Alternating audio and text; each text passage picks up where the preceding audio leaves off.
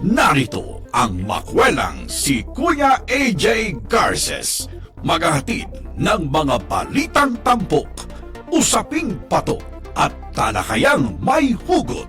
Tonight with Kuya AJ.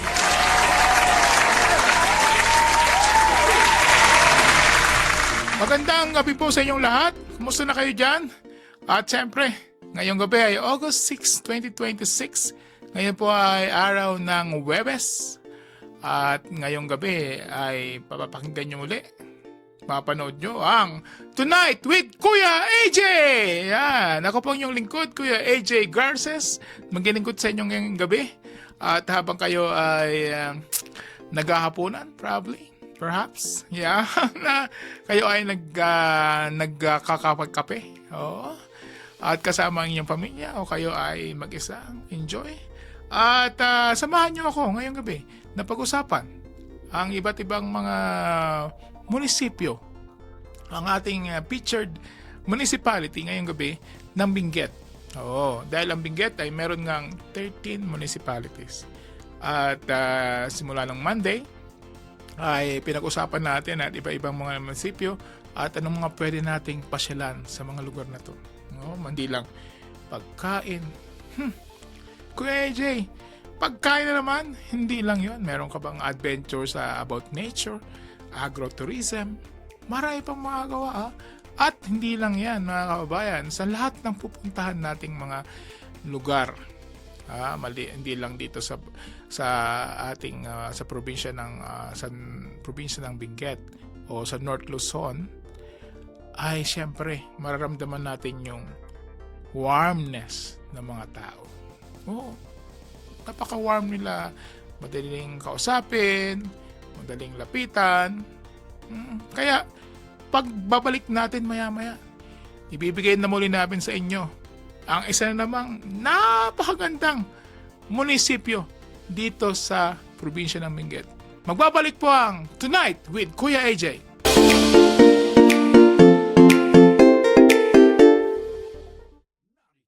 Diskusyon. Ang bagong programa na inyong aabangan, pagtalakay sa mga napapanahon sa lipunan, paghatid ng mga mainit na balita at pakikipanayam sa mga nasa likod ng mga isyu at pusisa sa mga mahalagang usaping kinakaharap ng taong bayan. Kasama ang veteranong mamahayag sa lungsod ng Baguio, si Fred Yota. Abangan mula Lunes hanggang Biyernes, alas 4:30 ng hapon hanggang alas 6 ng gabi, dito sa Net25 Baguio. Mapanood sa Net25 Baguio Facebook page at YouTube channel.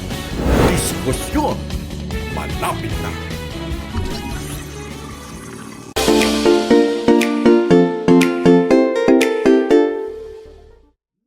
Ayan, welcome back po sa ating programang Tonight with Kuya AJ. Kayo pa ay handa na? At syempre, ibibigay po natin ng isa namang maganda. Lalo ito ay isang munisipyo na kadikit lamang ng Baguio City. Sa paligid ng Baguio City at napakagandang puntahan. Bakit Ito ang munisipyo ng Itogon, Benguet. Pag narinig bang Itogon, sabi nila,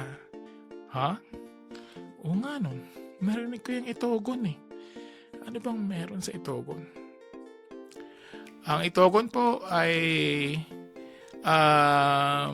punong-puno ng kayamanan. Oo. Hindi lang sa warmness ng mga tao, sa pagkain. Ito ay tinaguri ang Gold Haven ng Cordilleras. Gold. Ginto. Dahil dito ay maraming ginto. Dito yung sa malaking minahan ng ginto sa Pilipinas ay matagpuan mo rito sa Itogon, Benguet. Di lang yan. Dahil, ano ba yung mga ginto na yan? Diba, nakakatulong ba sa Pilipinas? Siyempre naman. ito ay nakakaragdag sa gold reserve ng Pilipinas. Ito ay ginagamit rin sa iba't ibang industriya. Oo.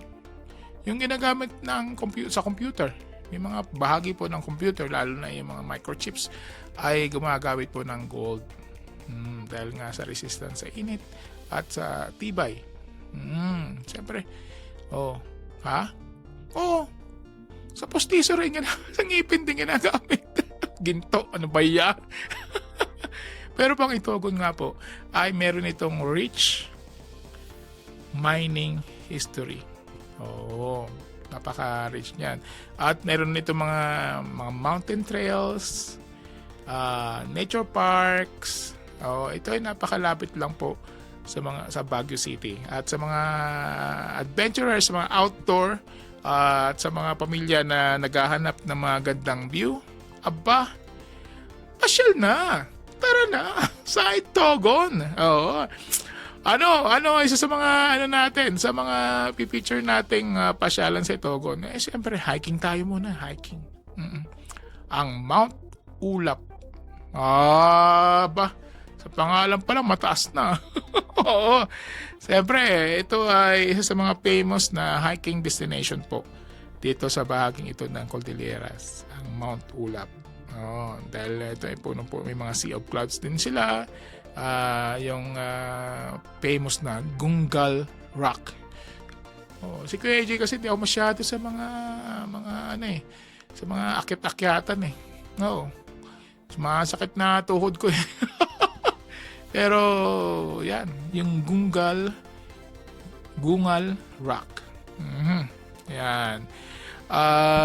Ang Mount Ulap, ayon sa mga umakyat na, sa mga hikers, ay pwede umabot ng 4 to 6 hours na trek.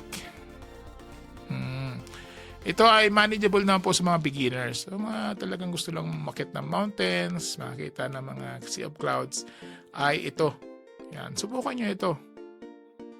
Kaya, ang bili natin, magparehistro at kumuha ng guide. Dapat may guide tayo. Hindi pwedeng DIY sa mga trek na yan at sa mga hiking. At sumunod naman dito, siyempre ito na. Ito yung may glass floor skywalk. Naman. Ang Mount Camisong Forest Park and Events. Mount Camisong. Dito lang sa Baguio may glass. Sa Vietnam, di ba, merong glass walk. Ito, may glass floor walk, skywalk din. At meron rin po itong mga waterfalls. At ito ay matagpuan sa munisipyo ng Itogon. Hindi po yan sakop ng Baguio. Pero siyempre, pag nasinama Mount Camisong, parang Baguio na rin. Pero yan po ay sa loob ng jurisdiction ng Itogon, ang Mount Camisong Forest Park and Events. So, meron dyan sa mga namang problema ng sakay-sakay, meron dyan sa Pakdal Circle. Ang tanong nyo lang, may bus sila dyan na naghahatid sa inyo. Pati pa, akyat pa baba. Mag-aantay lang ng konti. Yan. Para hindi naman mabutas sa bulsa nyo. 500 ang entrance kayo. Yan. Sunod naman na pwede kayong mag-tour, educational tour sa Balatok Mines Tour. Yan, sa Balatok Mines. Yung Balatok Mines ay siyempre, kung gusto niyo maka-experience, ma-feel yung mga nararamdaman o yung naramdaman ng mga miners. Kasi malalalim talaga. Mananalim yung mga pinupunta ng ating mga miners. Siyempre, bibigyan ka rin ng mapipil mo rin, bibigyan ka ng mga safety gear. Para maramdaman mo na ganun pala, yung madilim, damp. Yun talagang parang hindi pa ako nakapasok sa minahan pero pag nakikita mo pa lang sa YouTube yung mga nagbimina, iba yung pakiramdam nila sa ilalim. Although makikita mo sa kanila, masabihin natin sanay na sila. Pero iba daw po experience sa loob ng minahan. Napakadelikado rin O kung magkaroon kayo ng cave-in dyan, o magkaroon ng problema sa carbon dioxide ba yun? Yung medyo minsan kukos ng pagsabog, di ba? Kaya mahirap. Hindi biro ang pagmimina.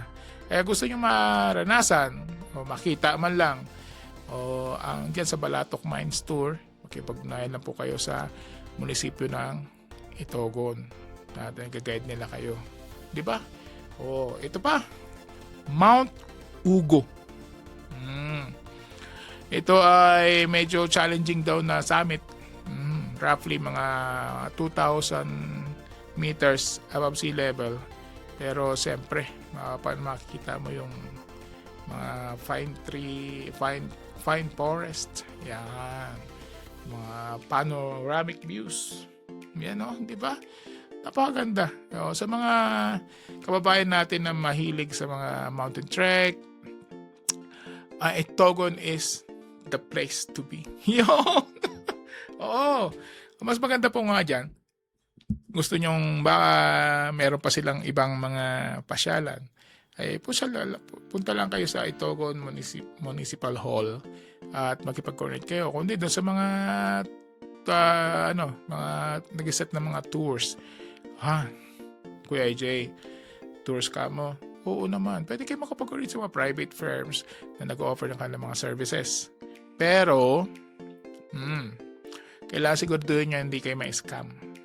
Yan. Paano kami makasiguro hindi kayo ma-scam? Aba, matuto kayo magtanong. Kumuha kayo ng paano nyo sa mga paantaw yun? Pa-legit check. Yeah. Diba? O, tama ba yun? Papa-legit check mo na kayo ba ay pa-check naman kung kayo nakakuha ng serbisyo ng company na to. Yan, kumusta yung experience. Ibig sabihin, mag-review kayo, magbabasa kayo ng mga reviews. Para sigurado kayo. 'Di ba?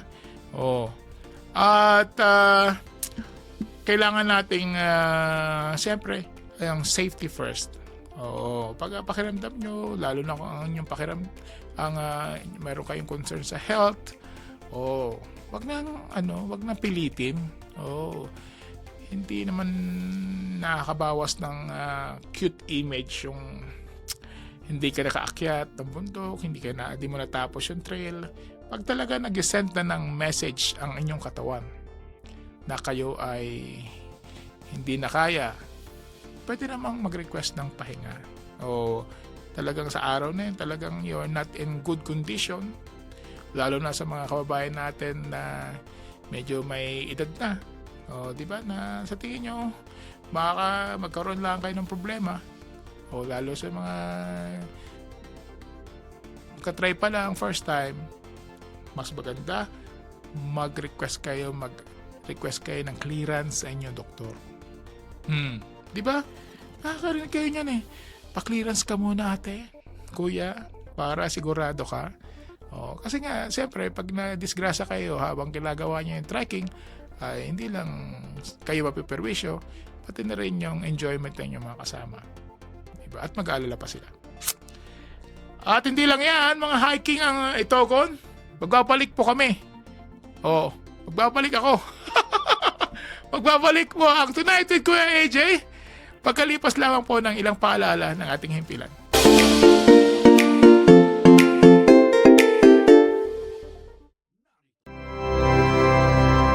Explore the natural wonders of the Cordilleras and Elucanja.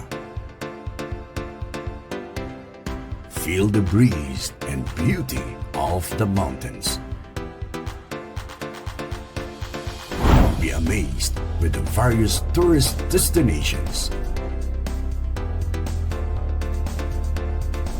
Learn the history, traditions, and culture. Hello mga kasamang adventurers and viewers! Ngayong araw ay makakasama ninyo kami sa isang exciting adventure. I know that Benguet has a lot of tourist spots to offer. Ako, mahilig mag-explore. Ako mahilig sa adventure. Tara! Dito lamang yan sa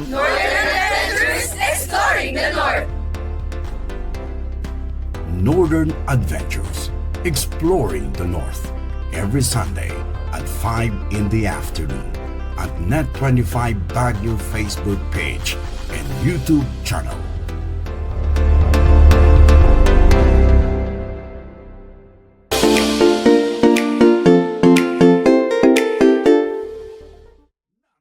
Ayan, welcome back po sa ating programang Tonight with Kuya AJ.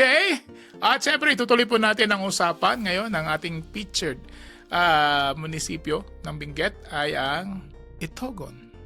Yan. Ang Itogon po, gaya ng ating na-discuss, ay rich in mining history. Pag sinabi mo Itogon, ito ay gold haven ng the Cordilleras. Hindi lang sa Cordillera, buong sa buong Pilipinas, kilala ang Itogon sa mga pagmimina ng ginto. Hanggang ngayon ay may mga kababayan pa rin tayo na nagkakaroon ng mga small scale mining dyan. Kaya ingat-ingat kayo mga kababayan, safety first, yan, para makauwi kayo ng masaya sa inyong pamilya. Itutuloy na po natin. Meron pong ang Itogon po ay may mga hot spring. May hot spring din ang Itogon. Isa rito ang Dalupirip Hot Springs. Ito ay makikita sa Itogon. Tanong nyo lang sa malapit po sa Agno River. Yan ay maganda sa mga relaxing dip. Meron pang tanong rin yung mga guides doon sa mismong malalapit doon sa hot springs na yun kung merong iba pang mga adventures na pwede nating gawin. Aside from hot spring, siyempre pag hot spring masarap maligo kasi sa Baguio kailangan mag-init ka pa ng tubig para makaligo ka meron ka pang heater kung medyo susunod ka may sarili kang heater sa bahay na medyo may heater yung shower mo. Ayan. At syempre maliban lang sa mga hiking, bundok, mining at hot spring, kilala rin po ang Itogon. May mga cafe na nasa Itogon. Meron. Nangunguna dito ang sa cafe, sa listahan, ang Stella. Cafe Stella. Yan, 'di ba? Cafe Stella. Ito ay isa sa mga bagong cafe, bago sabihin natin, lalo na sa mga pumunta sa Baguio. Ito ay nasa Ambuclao Road, Barangay Luwakan, Itogon, Benguet. Maganda sa Stella Cafe. Siyempre medyo malayo sa Baguio, pero ito ay nadadaanan ng jeep. Merong jeep. Pwede ko tanong, dyan sa may malapit po sa Center Mall, pwede nyo tanong dyan, mga jeep na dumadaan sa Ambuclao Road. Ambuclao Road, paakyat ng sa Itogon. Yan, sa Cafe Stella. Ito ay bukas 8 a.m. hanggang 8 p.m. At ito ay makikita mo yung mga pine trees, forest. Yan. Yan, Cafe Stella. Maayos siya. Maganda. Pasyalan natin. At hindi lang yan. Siyempre, pag sinabi mong Itogon, yan, meron ding yung may cafe pa dyan na maganda. Yung nasa dila ako na Natulong dila ako. Yan. At yan na nga natin. Restaurant na sa Itogon. Yan. Ibig sabihin pa, pag nasa Itogon, Benguet po kayo, ito ay napakalapit sa Baguio.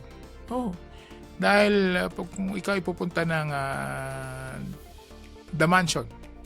The Mansion ng Wright Park, ay pwede ka nang pumunta ng Itogon. Malapit na po doon. Nandun na yung kanilang, ang tawag doon, city limits ng Itogon, Benguet. Kaya napaka-exciting po na ano na na pumasyal sa Itogon, lalo na yung mga nature lover. Oo, na pupunta sa lugar ng Itogon, sa mga hiking, oo, ay kailangan nating samantalahin. No? Kaya sabi ko sa kanila na kung pumunta kayo ng Itogon, may mga iba't ibang ano dyan iba't ibang pwede pa rin gawin. Oo, hindi lang yung hiking, pwede kayong kumain. Yun, nakita ko na yung Via Bonjoy Restaurant and Cafe. Oh, dyan rin yan, lampas ng ano yan. Lampas ng Cafe Stella. Oh, dulo-dulo. May jeep din dyan. May jeep din, kaya po ng jeep. Oh, tanong nyo lang. Tingnan mo lang yung ano. Yung, ang sakayan po niyan ay dito rin sa may malapit po sa Center Mall. May mga jeep dyan. Maalala ko mga 30 pesos ang pamasahe per person. Oh, kaya lang pag bandang hapon na, nung sinubukan pong aming pasyalan, sabi nung crew sa restaurant, yan sa nabanggit nating restaurant, ay alas 2 na sir. Alas 2 na sir. Malapit ng ano, baka hindi kayo makasakay ng pabalik ng town. Kaya mas maganda doon tayo ng mga may mga biyahe na doon, 6 o'clock ng umaga, 7 ng umaga, pwede na kayo pumunta doon. May view deck po yun na maganda. At syempre, masarap rin naman ng pwede naman kayong tumikim ng pagkain. At masabi nyo na, ayun, pwede nyo ring sabihin na, uy, okay ito ah. Ayan. So, may mga, hindi lang, sabi nga nila, kung gusto mong explore ang kultura ng isang lugar, mas maganda na ito ay inyong puntahan. Oo, mas maganda. Hindi lang yung binubview nyo sa YouTube, binubview nyo sa Facebook, at pinifeel nyo na lang yung experience. Siyempre, pinifeel nyo yung experience ng mga taong nakapunta. Pero siyempre, ang lahat ng paglalakbay na ito ay kailangan mo ng budget ng oras. So, ang mga pupuntahan natin ito ay kailangan mo rin ng paghahanda. Kailangan mo siyempre ng paghahanda. Oo. Kung hindi ka naman nakahanda, ano bang ihanda mo? Siyempre, unang-una, sarili mo. Kaya mo ba itong biyaheng ito? Kaya mo bang puntahan ito? Kaya mo bang pag-invest sa mga lugar na ito? Di ba? So, kailangan nating ihanda ang ating sarili pag pupunta tayo dito. At, syempre, mga kababayan natin, huwag nating kalilimutan, ha? I-share ko lang sa inyo. Sa mga kababayan nating nag-hiking, hindi lang yun nag-hiking, mas maganda po kumuha kayo ng insurance. Pag nagbiyahe kayo sa mga laing lugar, mura lang. May mga insurance po na 500 pesos, 1,000 pesos. Ang iyong babaunin, ay yung kukunin para lang ano ba yung kino-covered ng minsan paglilingkod nga namin sa inyo na ano ba yung kino-covered ng mga travel insurance na yan. Kailangan ba talaga yan?